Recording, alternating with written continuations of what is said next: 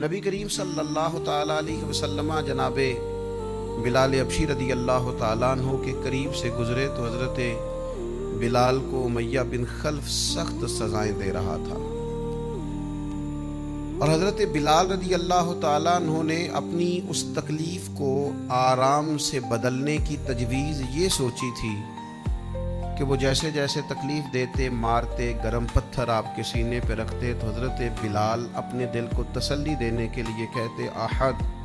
احد احد، اللہ ایک ہے، اللہ ایک ہے، اللہ ایک ہے۔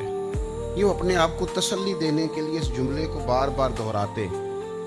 نبی کریم علیہ السلام وہاں سے گزرے تو کریم نے مسکرا کے اور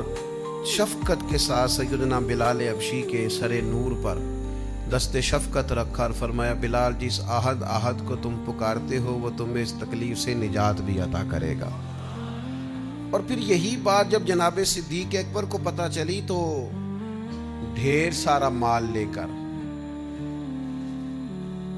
بلکہ مفسرین نے لکھا ہے آدھا کلو سونا لے کر،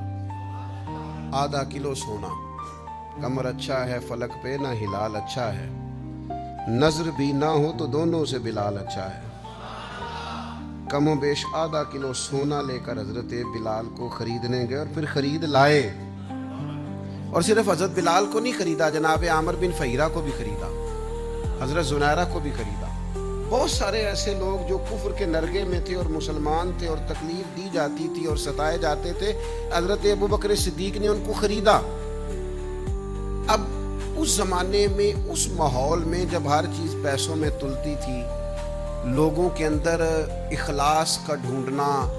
اور اللہ کی رضا کے لیے کسی کی مدد کرنا یہ کچھ مشکل سا اور بے موسمہ سا پھل تھا،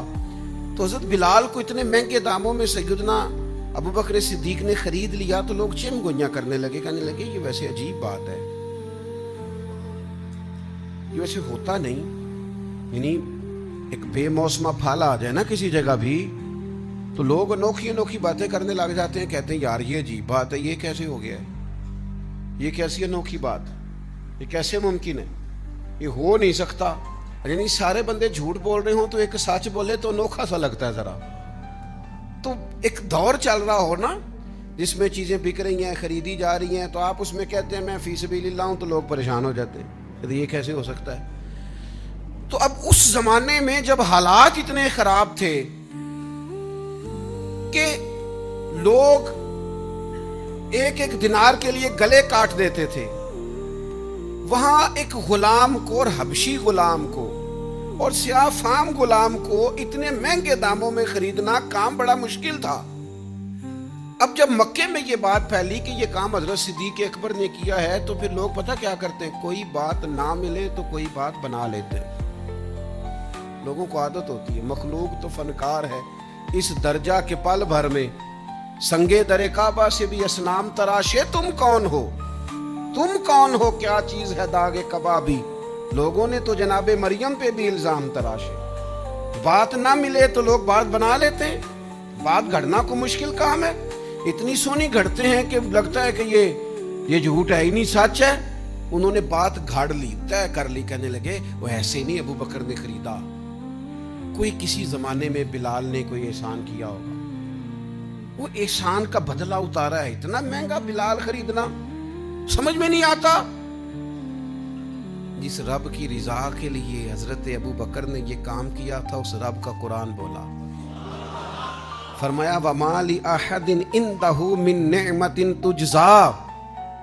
اللہ کہتا ہے اس پر کسی کا کوئی احسان نہیں جس کا اس نے بدلہ دیا ہو۔ یہ حضرت صدیق اکبر کے حق میں آیت آئی، رب بولا، رب بولا، خدا خود میر مجلس بود، اور جب جب صحابہ پہ اعتراض ہوا تب اللہ کا قرآن بولا ہے وَمَا لِأَحَدٍ عِندَهُ مِن نِعْمَةٍ تُجْزَىٰ، اور میں اس کا کوئی احسان نہیں۔ کون کہہ رہا ہے؟ حضرت صدیق کے والد نہیں بولے، بھائی نہیں بولے، بیٹیاں نہیں، او قربان جاؤں نبی کریم نہیں بولے، رب بولا، فرمایا اس کا اس پر کوئی احسان نہیں جس کا بدلہ دیا ہو، فرمایا وہ تو صرف اپنے رب کی رضا چاہتا ہے۔ ابو بکر تو ڈھونڈتے پھرتے ہیں کہیں رب رسول راضی ہو جائیں، یہ سونا کیا ہے، یہ مال کیا ہے، یہ گھر کیا ہے، چاندی کیا ہے، وہ تو میں تو تیری تلاش میں پھرا، جنگل پہاڑ اور دشت میں تینوں لب دیاں آپ گواچے، سانو اپنی خبر نہیں کوئی، وہ تو اللہ کی رضا تلاش کر رہا ہے، تو مالک پھر ملے گا کیا؟ فرمایا والا سوف یردا، بڑی جلدی رب راضی بھی ہو جائے گا ابو بکر سے۔ رب کا وعدہ ہے کہ رب جناب صدیق اکبر سے راضی بھی ہو جائے